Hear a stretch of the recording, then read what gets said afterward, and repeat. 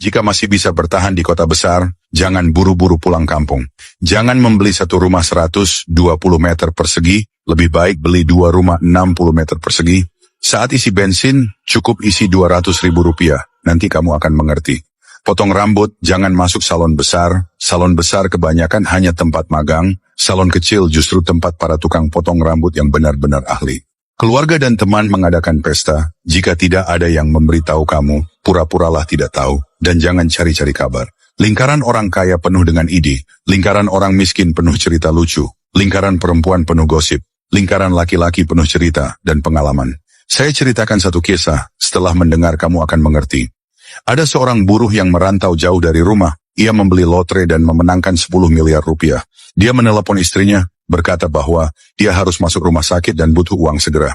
Istrinya panik dan pergi meminjam ke kerabat dan teman. Semua kerabat dan teman mendengar kabar itu langsung bersikap dingin, menolak, bahkan mengusirnya.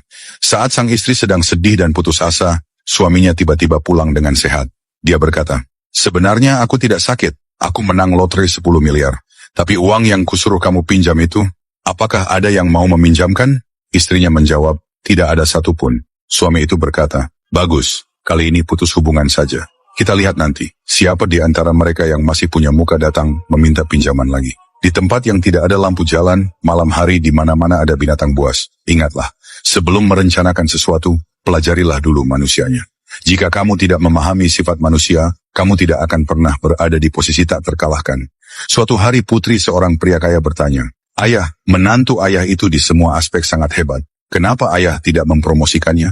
Pria kaya itu berkata, "Justru karena dia terlalu hebat, ayah khawatir kamu tidak mampu mengendalikannya.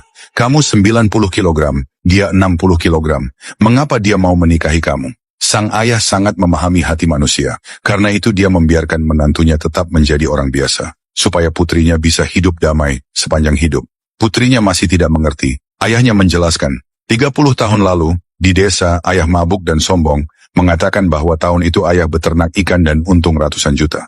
Keesokan paginya, sebelum matahari terbit, kolam ikan kita sudah diberi racun oleh seseorang. Ikan mati hampir semua, ayah rugi besar. 5 tahun kemudian, ayah bangkit lagi, menikahi ibumu, punya kamu, dan membeli sebuah villa di Jakarta seharga lebih dari 50 miliar rupiah, dibayar tunai. Ayah tidak memposting apapun di media sosial, bahkan tidak memberitahu kakek nenekmu. Kerabat dan teman bertanya, "Bisnis sekarang bagaimana?" Ayah selalu menjawab, "Sekarang saya bekerja untuk orang lain, gaji cuma 5 juta, keluarga saya masih ngontrak."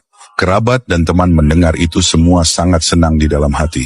Barulah sang putri benar-benar tersadar. Kamu kaya akan dibenci, kamu miskin akan diremehkan. Di depan orang yang kamu kenal, jangan pamer kekayaan, itu mengundang iri dan masalah. Di depan orang asing, jangan tampil miskin, karena dunia hanya menghargai yang terlihat pantas.